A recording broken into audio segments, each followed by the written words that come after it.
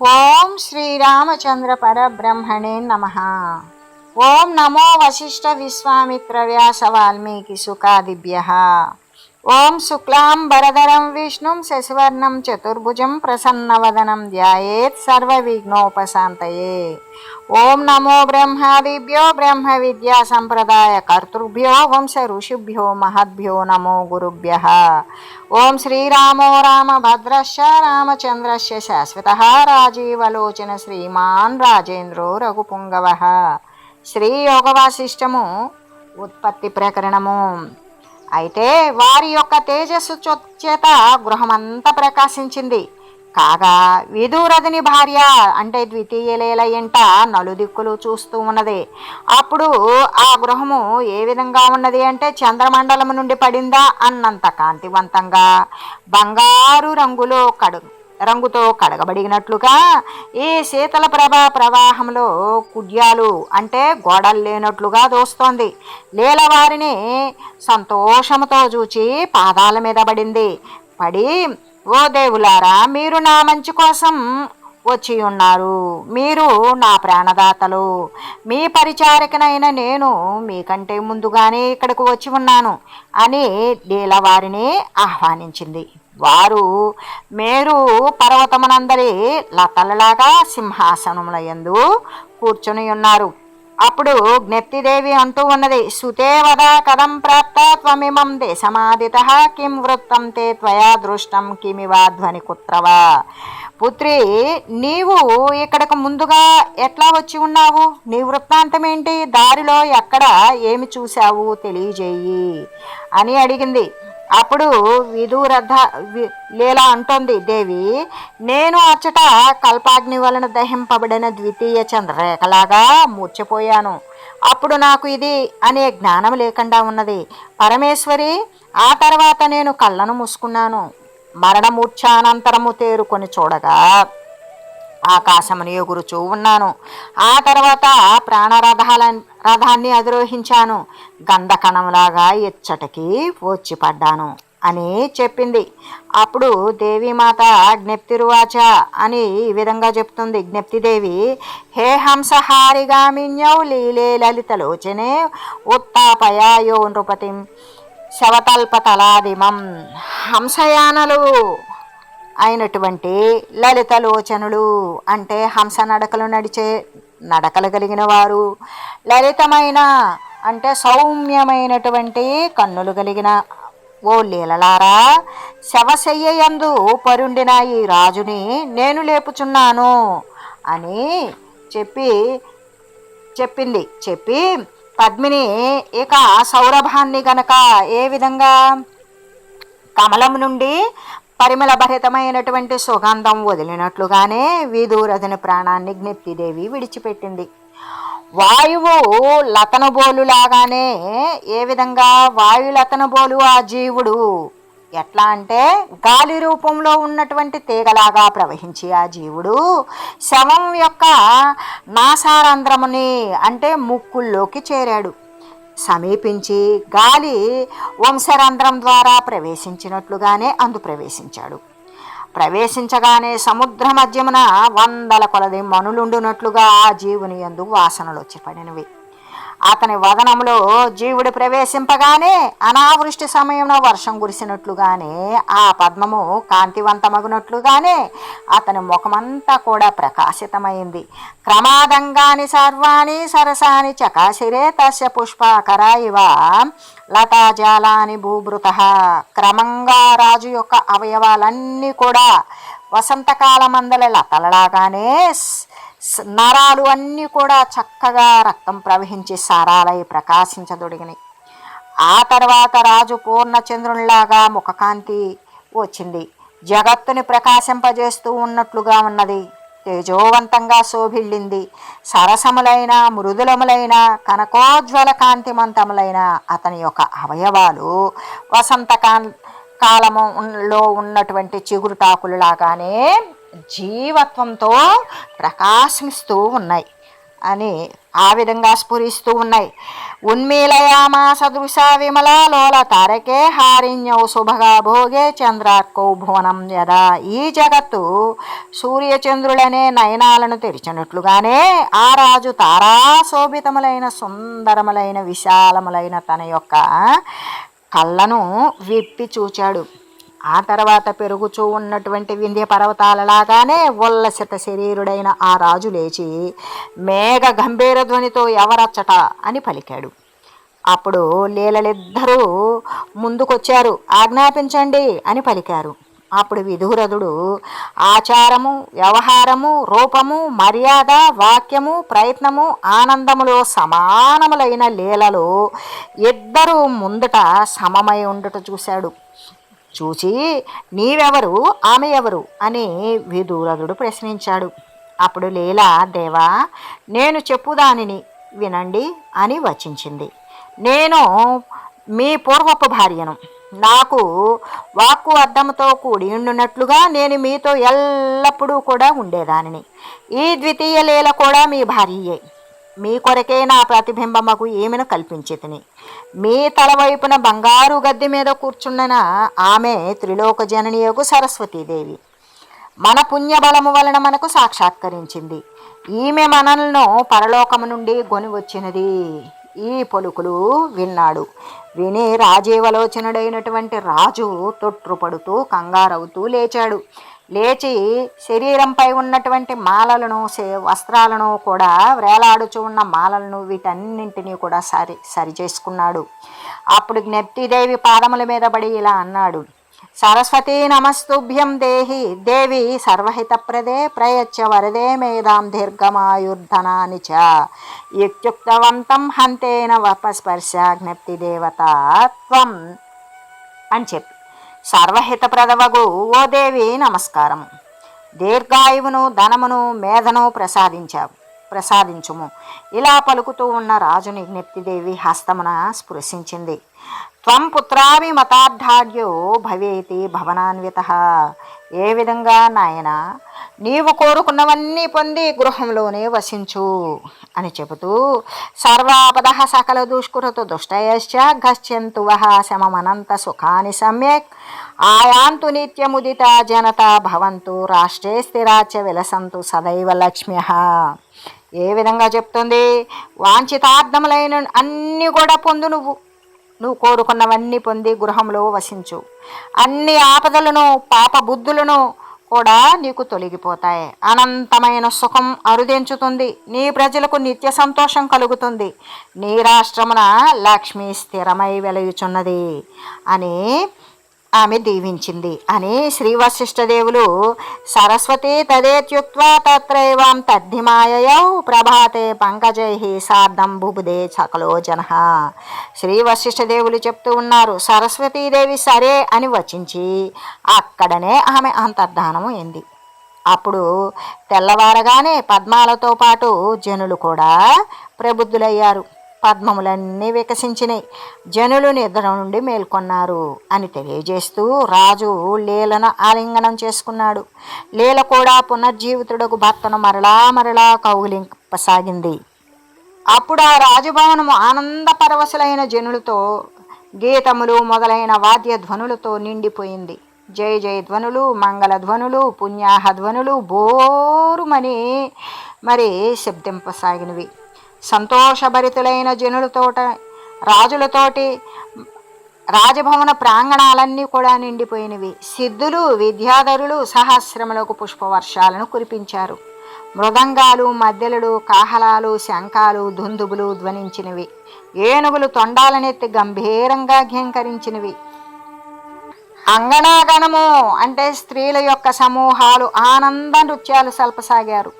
నలుదిక్కుల నుండి కూడా జనులు అప్పనములను కొని అరుదించి ఒకరికొకరు తోసుకొనసాగిరి. పుష్ప సమూహాన్ని తీసుకుని వచ్చిన జనుడితో ఆ గృహము శోభిల్లసాగెను. మంత్రులు, సామంతులు, పురజనులు పువ్వులను, పేలాలను జల్లా ఆకాశము పట్టుగుడ్డతో కప్పబడినట్లుగా ఉన్నది. నృత్యం చేసే స్త్రీల కరముల రక్త పద్మములు ఉండడం చూసి ఎర్రని పద్మాలు ఉండడం చేసి ఆకాశము పద్మాలతో నిండిపోయినట్లుగా తోస్తూ ఉన్నది. ఆనందమత్తలకు యువతల కుండలములు అల్లాడసాగెను. కాళ్ళు రాపిడి వలన దారి అంతయు పుష్పరస కర్ధమంతో నిండిపోయెను. అక్కడక్కడ ఉత్సవార్థము ఏ విధంగా శరణ్మేఘాలతో పోలి వితానము అంటే చాందిని వెన్నెలలాగా అమర్చబడింది. వరాంగణ వదనాలను చంద్ర సహస్రముతో గృహ ప్రాంగణము అంతా కూడా నిండిపోయింది. అది పరలోకాదుపానీత రాజ్ఞే సాపతిరేవచ ఇది నిర్వృత్త గాథాభిర్జగుర్దేశాంతరే జనాహ. జనులు అక్కడ ఇక్కడ రాజుని రాణిని పరలోకము నుండి వచ్చినటువంటి వారిగా వారి పట్ల గీతాలను పాడుచూ స్థితిస్తూ ఉన్నారు. పద్మో భూమిపతి శ్రుత్వా వృత్తాంతం కథితం మనాక్ చక్రే స్నానం సమానీతైశ్చతుస్సాగర వారిభి. ఈ పద్మభూపతి సంక్షేపంగా తన మరణం యొక్క వృత్తాంతాన్ని తెలుసుకున్నాడు, విన్నాడు. 4 సముద్రాల నుండి కొని తేబడినటువంటి నీటితో స్నానం చేశాడు. దేవతలు నహుషులు మొదలైనటువంటి వారు మరి ఏ విధంగా దేవతలు నహుషుడు గనక చ్యుతి చెందిన తరువాత దేవేంద్రుడిని అభిషేకించినట్లుగానే, ఎలా అంటే ఇప్పుడు దేవేంద్రుడు బ్రహ్మహత్యా పాతకంతో దాక్కుని వెళ్ళిపోతాడు దేవేంద్రుడు. అప్పుడు 100 యజ్ఞాలు చేసినటువంటి నహుషుడు దేవేంద్ర పదవిని అనుసరించి ఆ అతని యొక్క విఘ్నత మదించినటువంటి అధికారంతో విఘ్నతను కోల్పోయి దేవేంద్రుడి భార్య అయిన శచీదేవిని కోరతాడు. ఆమె సప్తర్షుల చేత ఈ మరి రథాన్ని లాగితే ఆ రథంలో నేను వస్తాను నీ దగ్గరికి అని చెప్తుంది. అప్పుడు ఆ సప్తర్షుల చేత లాగడం మాత్రం ఏది రథాన్ని లాగించడమే కాకుండా గుర్రాలుగా పూంచి రథాన్ని లాగించడం మాత్రమే కాకుండా కాలితో కూడా తన్నుతాడు.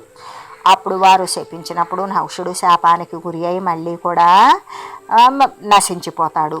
అట్లాగే అతను నహుషుడు ఎప్పుడైతే పదవీచ్యుతుడవుతాడో అప్పుడు మళ్ళీ దేవేంద్రుని తీసుకొచ్చి అభిషేకించినట్లుగానే ఇక్కడ ఈ పద్మమహారాజుని విధూరథుడుగా పోయి మళ్ళీ పద్మమహారాజు శవంలోకి విధూరథుని యొక్క జీవుడు అంటే పద్ముడే విధూరథుడుగా చనిపోయి మళ్ళీ పద్ముని యొక్క దేహంలో ప్రవేశించినప్పుడు ఏ విధంగా చేస్తున్నారు అంటే నహుషుడు పోయి దేవేంద్రుడు వచ్చినప్పుడు ఏ విధంగా దేవతలంతా అభిషేకించారు, అలాగే విప్రులు మంత్రులు రాజులు అతనికి మంగళార్థాలు అన్నీ కూడా అభిషేకం చేశారు.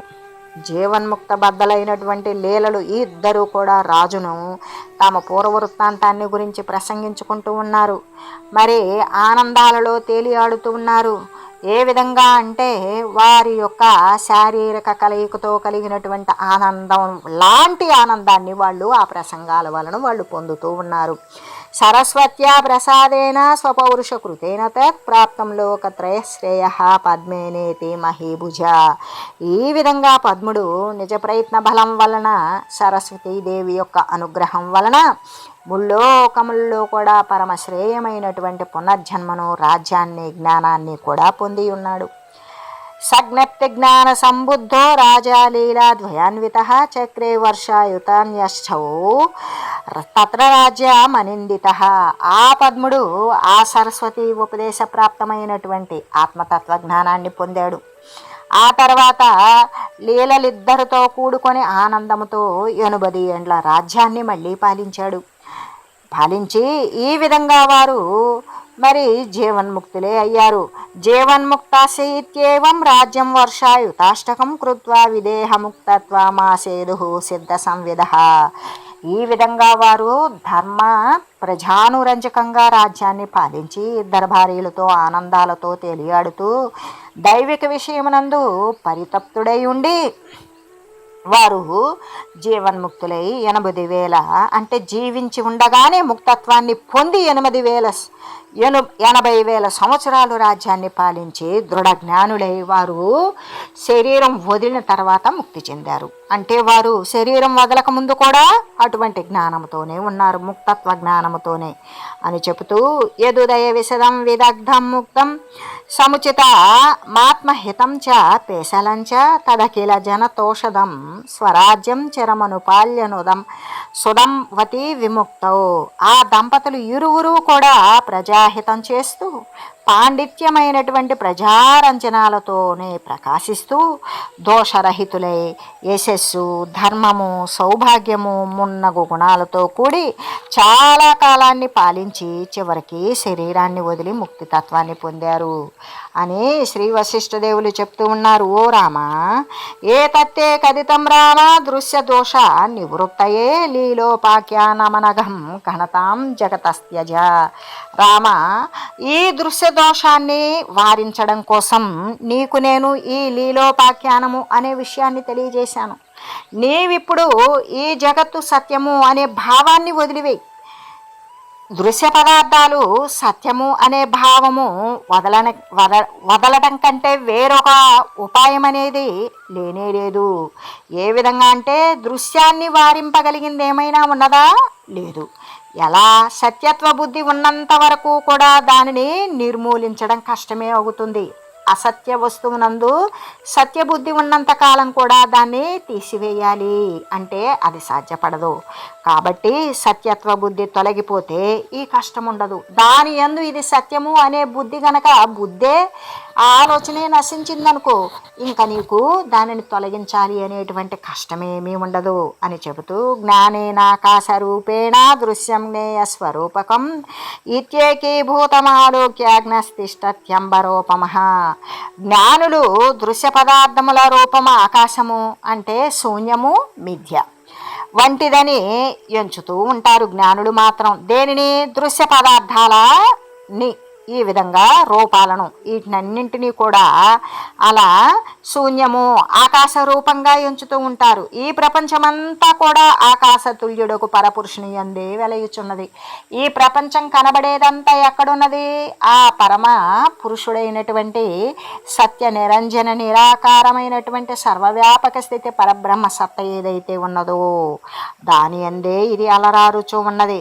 మరి పృథివీ మొదలైనటువంటి పంచభూతరహితుడు చిన్మాత్ర శరీరుడు అయిన స్వయంభువు తన యందు కల్పించుకుని వివర్తమంతా అతని యందే వెలయుచున్నది. ఏ వచ్చినా ఒకదానిని ఒకటి అనుకున్నట్లుగానే, వివర్త అంటే మనం తాడును పట్టుకొని పాము అన్నట్లుగానే భగవంతుణ్ణే పరమాత్మనే పట్టుకొని జగత్తు అంటూ ఉన్నాం. అక్కడ ఏమైంది అంటే మనం చూసేటువంటిది, అనుసరించేది, అనుభవించేది అన్నీ పరమాత్మే అయినా మనం పరమాత్మను పరమాత్మగా భావించకుండా జగత్తు అని చెప్తూ ఉన్నాం. ఏ విధంగా? తాడును పట్టుకొని పాము అన్నట్లుగా.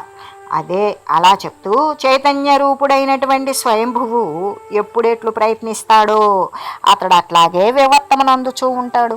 సృష్టి కోసం ప్రయత్నిస్తే సృష్టి, స్థితి కోసం ప్రయత్నిస్తే స్థితి, లయం కోసం ప్రయత్నిస్తే ప్రళయం కలుగుచూ ఉంటుంది. ఎవరు? చైతన్య రూపుడైనటువంటి స్వయంభువు.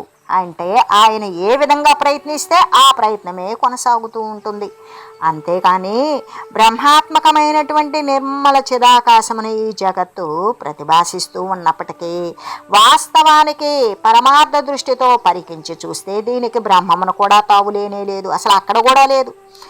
ఇది ఏ విధంగా? బుద్ధి వికారం కలగడం వలనే ఈ యొక్క పదార్థ సంబంధమైనటువంటి వస్తువులతో కూడి బుద్ధి పరిచ్ఛిన్నుడైనటువంటి జీవుని యందు మాత్రమే ఈ విషయం తోస్తూ ఉంటుంది. ఇలా వ్యక్తమైనటువంటి ఈ భ్రాంతికి సత్త కానీ వాసన కానీ ఎట్లా ఉంటుంది? అసలు అది భ్రాంతి అని చెప్పేటప్పుడు మరి దానికి ఒక వాసనని, దీనికి ఒక సత్తని చెప్తామా? అది ఉండదు. ఎలా అంటే దీనికి స్థిరము లేదు, నియతి లేదు, ఆవశ్యకత కూడా లేదు. మరి దాని గురించి ఏ విధంగా ఉంటుంది నువ్వే చెప్పు అని అంటూ మాయ వలన ఈ ప్రపంచమంతా ఇట్లా అగపడుచూ ఉన్నప్పటికీ కూడా, అంటే లేకనే ఉన్నట్లుగా కనబడుతూ ఉన్నప్పటికీ పరమార్థ దృష్టి ఎందైతే ఇదంతా శూన్యమే. అసలు ఇదేమీ లేదు. ఈ సృష్టి మాయ యొక్క కార్యమే. ఇదంతా అబద్ధ భ్రాంతి యొక్క జనితమే, దాని యొక్క కార్యమే. మరలా కూడా మాయ కూడా వాస్తవం కాదు. ఇది మాయ యొక్క కార్యమే అని చెప్తున్నాం. కార్యం అబద్ధమైతే కార్యాన్ని సృజించిన మాయ అబద్ధమే కదా. అందువలన మాయ కూడా వాస్తవం కాదు అని చెప్పగా అప్పుడు శ్రీరామచంద్రుడు ఈ విధంగా అంటూ ఉన్నాడు. అహోను పరమా దృష్టి దర్శిత భగవంస్త్వయ దావాగ్ని దగ్ధ కక్షాణం దాహశాంతో కలైంధవి. శ్రీరామచంద్రుడు అంటున్నాడు, ఓ భగవంతుడా, నీవు పరమార్థ దృష్టిని ప్రదర్శించావు. మరి చంద్రకళ దావాగ్ని దగ్ధములైనటువంటి తృణాల తాపాన్ని వారించినట్లుగానే ఈ దృష్టి కూడా జీవులకి శాంతిని ప్రసాదింపగలదు. ఓ భగవానుడా, నీవు పారమార్థికమైనటువంటి దృష్టిని ప్రదర్శించి ఉన్నావు. చంద్రకళ అంటే వెన్నెలలు అగ్నిలో దహింపబడినటువంటి, ఎండచేత గ్రహింపబడినటువంటి ఈ గడ్డి యొక్క తాపాన్ని, చెట్ల యొక్క తాపాన్ని నివారించినట్లుగానే వెన్నెల ఈ దృష్టి కూడా జీవులకు శాంతిని ప్రసాదిస్తుంది. చాలా కాలం గడిచిన తర్వాత తెలుసుకోదగిన దానిని గురించి తెలుసుకున్నాను. ఆశ్చర్యంగా ఉంది. యథోచితమైనటువంటి దృష్టాంతాలతో తగినటువంటి దృష్టిని గ్రహించితిని. విప్రవర, మీరు వర్ణించిన ఈ అద్భుత ఉపాఖ్యానాన్ని శాస్త్రవాక్యను విని విచారించడం వలన తత్వాన్ని గ్రహించాను. గ్రహించి శాంతినో నిర్వాణాన్నో అందినట్లుగా అనిపిస్తోంది. ఏమమ్మే భగవన్ బ్రూహి సంశయం సర్వకోవిద తవపాతం న తృప్తోస్మి శ్రోత్రపాత్రైర్వచోమృతం. ఓ భగవానుడా, ఓ సర్వజ్ఞుడా, మీ వచనామృతాన్ని నా చెవులు కొద్దీ విన్నా కూడా నాకు పరిపూర్ణమైనటువంటి తృప్తి కలగడం లేదు. ఇప్పుడు ఈ నా సందేహాన్ని దూరం చేయండి. ఏ విధంగా? ససర్గ తృతీయే కాలో లీలా భర్తుర్హి యోగత నా క్వచిత్ మహోరాత్ర క్వచిత్ కిం మాసమాత్రక. ఈ వశిష్ఠ పద్మ విదూరదుల సృష్టి యందు పద్మనకు గడిచినటువంటి కాలం యొక్క స్వరూపం ఏంటిది? అది అహోరాత్రాత్మకమా, మాసాత్మకమా, వర్షాత్మకమా, క్షణాత్మకమా, లేక దీర్ఘకాల స్థాయియా అని అడుగుతూ ఉన్నాడు. అంటే గిరిగ్రామమునందున్నటువంటి వశిష్ఠుడు మరి పద్మమహారాజు విదూరదుల యొక్క సృష్టి యందు పద్మునికి గడిచినటువంటి, అంటే పద్మమహారాజుకు గడిచినటువంటి కాలం యొక్క స్వరూపం ఎంత? అది ఒక రాత్రి పగల, లేదా ఒక నెల రోజుల, లేదా ఒక సంవత్సరమా, లేదా ఒక క్షణికమా, లేదా దానిని లెక్కించలేనంత దీర్ఘకాలమా? దాని స్థాయి అంతదా? దీని గురించి నా సందేహము. కాబట్టి ఓ భగవానుడా, నీవు అనుగ్రహించి దానిని గురించి తెలియజేయండి. ఒక్కసారి వింటే అది శుష్కమృత్పిండమనబడిన జలబిందువులాగానే నా చెవుల కంటలేదు. ఏ విధంగా? ఒక్కసారి వింటే చాలు. అది శుష్కమృత్పిండమున అంటే మట్టిలో పడినటువంటి జలబిందువులాగానే నా చెవులకి అది అంటలేదు. మీరు చెప్పారు కానీ నాకే అంటలేదు. ఏ విధంగా ఎండిన మట్టిలో నీటి చుక్కబడితే ఏ విధంగా కనబడకుండా పోతుందో అలాగా అయిపోయింది అని చెప్పగా శ్రీ వశిష్ఠదేవులు అంటూ ఉన్నారు, ఏన యదా యద్యదా సంవేద్యతే నఘ తేన తేన తదా తత్తదా సమనుభూయతే. నాయన పాపరహితుడివైన ఓ రాఘవ, ఎవడు ఎప్పుడు ఏ విషయాన్ని ఎట్లు జ్ఞానాన్ని పొందుతాడో అలాగనే అతనికి అటువంటి విషయమే అనుభవానికి వస్తూ ఉంది. నిరంతరం కూడా అమృతము అని భావిస్తే విషం కూడా అమృతమైపోతుంది. మిత్రుడని భావిస్తే శత్రువు కూడా మిత్రుడే అవుతాడు. యదా భావితమే తేషాం పదార్థానాం నిజం వభూ తదేవ హి శిరాభ్యాసాన్ని నియతేర్వా సమాగతం. పదార్థములు ఏ భావమున భావించబడితే ఆ భావన ప్రభావము చేత పదార్థాలు కూడా అలాగే ప్రతిభాసించి ఆ కార్యకరాలే అటువంటి ఏది కోరుకున్నటువంటి కార్యాలుగానే తయారవుతూ ఉన్నాయి అని చెబుతూ, బుద్ధి చిత్తమును సంకల్పించినట్లుగానే పదార్థాలు కూడా ఆకృతి అలాగే తయారై అటువంటి క్రియలే చేయబడుతూ ఉన్నవి. ఒక్క నిమిషానికి పెక్కు కల్పాలను భావించి అట్టి బుద్ధిని పొందగలిగితే ఆ నిమిషమే కల్పంగా తోస్తూ ఉంటుంది. అస్సలు సందేహం లేదు. అది కల్పాల యందు నిమిష బుద్ధి ఉంచితే అది వెంటనే నిమిషాలగిపోతుంది. చిత్తస్వరూపం కూడా ఇలాంటిదే. దుఃఖితునికి రాత్రి కల్పంలాగానే సుఖితునికి క్షణము వలనే మరి తోస్తూ ఉంటుంది. దుఃఖం పడేవాడికి ఒక రాత్రి కల్పమంతా అనుభవిస్తాడు. సుఖపడేవాడికి అదే కల్పం క్షణంలాగా తోస్తుంది. అప్పుడే అయిపోయిందా అనిపిస్తుంది. అలాగే స్వప్నమున క్షణము కల్పంలాగాను, కల్పము క్షణంలాగాను అకపడుతూ ఉంటాయి. అని చెబుతూ స్వప్నమును మరణించి మరలా జన్మించాను, యువకుడునయ్యాను, మరి 100 యోజనాల దూరానికి వచ్చాను అని తోస్తుంది. రాత్రిం 12 వర్షాన్ని హరిశ్చంద్రోను భూతవాన్ లవణో భుక్తవానాయూరేక రాత్ర్యా సమాకత. హరిశ్చంద్రుడు ఒక్క రాత్రి ఎందు 12 సంవత్సరాలు గడిపినట్లుగా అనుభవించాడు. లవణుడు అనే రాజు ఒక రాత్రి ఎందు 100 ఏండ్ల ఆయువుని అనుభవించి ఉన్నాడు. ఇటువంటివన్నీ కూడా మనం ఇతిహాసాలలో తెలిసినటువంటి విషయాలే. ఏ విధంగా అంటే తెల్లారడానికి పట్టేటువంటి సమయం మరి దుఃఖంతో సంగటిల్లినప్పుడు అధికంగాను, అదే సుఖంతో సంగటిల్లినప్పుడు మరి క్షణంగాను తోచినట్లుగానే ఈ విధంగా అనుభవిస్తూ ఉంటాడు అని చెబుతూ ప్రజాపతి ముహూర్తము, మహర్షి మనువు జీవితకాలము, బ్రహ్మ యొక్క జీవితకాలము, విష్ణువునికి ఒక దినం. విష్ణువు యొక్క జీవితకాలం శివునికి ఒక రోజు. నిర్వికల్ప సమాధి నుండి లీనుడైన యోగికి మరి దివారాత్ర భేదమే లేదు. ఏ విధంగా ఎవడైతే సమాధిస్థుడై ఉంటాడో అటువంటి వానికి పగలు రాత్రి అనేటువంటి వ్యత్యాసం లేదు. అతనికి కేవలము ఆత్మ పదార్థం ఒక్కటే సత్యమై ఉన్నది. మరి మధురములైనటువంటి విషయాలను వైరాగ్య భావమును చింతిస్తే ఆ ప్రియాలే అవుతాయి. ఏది మంచివైనటువంటి విషయాలు కూడా విరక్తి భావంతో జనిస్తే అవి ఇష్టం లేకుండానే పోతాయి.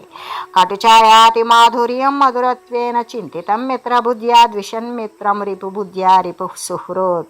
మధుర భావమును చింతించినప్పుడు కష్టకరమైనటువంటి మనోనిరోధము కూడా, మనసుకు అందనటువంటి కష్టాలతో పడే విషయాలు కూడా మరి మంచి భావంతో చింతించినప్పుడు అది ఆత్మసుఖాన్ని ప్రసాదిస్తుంది, మధురమే అవుతుంది. మరి మిత్రులు అని భావించిన శత్రువులు అనుకోబడు ఆప్తపురుషులే మిత్రులు అగుచూ ఉన్నారు. ఒకవేళ వారినే శత్రువులుగా భావిస్తే మిత్రులు కూడా శత్రువులుగానే ఉంటారు. ఇక్కడ దేనికి అంటే భావనకే ముఖ్యమైనటువంటి విషయం సంఘటిల్లుతూ ఉంటుంది. విషయభోగాలను అనుభవింప సాయపడు బంధుమిత్రులు పురుషార్థ వ్యాఘాతకులగుటకు శత్రువులే అగుచూ ఉన్నారు. ఏ విధంగా విషయభోగాలు, ఇళ్ళు వాకిలి ఇనేటువంటివి ఈ దృశ్య సంబంధమైనటువంటి విషయాలలో వారెంతో సహకరించినట్లు ఉపయోగపడేటువంటి ఈ యొక్క బంధువులే తనను తాను తరింపజేసుకోవాలి అనే విషయంలో వాళ్ళు శత్రువుల్లా తయారవుతారు అని చెబుతూ, ఓ మహాబాహో, ఈ జగత్తు భావనామయము. ఈ జగత్తంతా దేనితో నిండి ఉంది? భావనతో నిండి ఉన్నది. ఆ భావన ఎటువంటిది? ఎప్పుడు పడితే అప్పుడు సంకల్పిస్తే ఎటువంటిది కాదు. దృఢమైనటువంటి భావన జగత్తుతో నిండి ఉన్నది. శాస్త్రపాఠ జపాదులు అనభ్యస్తములైనటువంటి అత్యంత కఠినములై కనపడుతూ ఉంటాయి. చక్కగా గ్రహించి అభ్యసిస్తే తేలికైనట్లుగానే తోస్తుంది. నౌక యందు విహరించే వారికి భ్రమ వలన తీరభూమి తిరుగుతూ ఉన్నట్లుగానే వాడు వెళ్తున్నట్లుండదు. తీరస్థ వృక్షాలు కదులుతున్నట్లుగా అనిపిస్తున్నట్లుగానే తీరమున ఉన్న వారికి ఇలాగా ఆకపడదు. బాగుగా గ్రహించకపోవడం వలనే స్వప్నమునందులాగానే శూన్యము కూడా పూర్ణంగానే అగబడుతూ ఉంటుంది అని చెబుతూ, అంతేకాదు గ్రహించడం ఎందలి దోషం వలనే పచ్చటి పదార్థం నీలి రంగుగాను తెలుపు రంగుగాను కలిగి ఉన్నట్లు అగపడుతుంది. బాలుడు తన పుట్టినరోజును మొదలైన ఉత్సవాదుల యందు శుభ సమయాల యందు కూడా ఖిన్నుడవుతూ ఉంటాడు. ఎందుకు అంటే వాడి ఆలోచన పరంపర ఏ విధంగా ఉంటుందో తెలియదు కదా. ఆ విధంగానే అని తెలియజేస్తూ, ఓం మంగళం శ్రీ గురుదేవాయ మహనీయ గుణాత్మనే సర్వలోక శరణ్యాయ సాధురూపాయ మంగళం. ఓం మంగళం కోసలేంద్రాయ రామాయ రామభద్రాయ చక్రవర్తి తనూజాయ సార్వభౌమాయ జానకి వల్లభాయ శ్రీరామచంద్రాయ మంగళం. ఓం తత్సత్.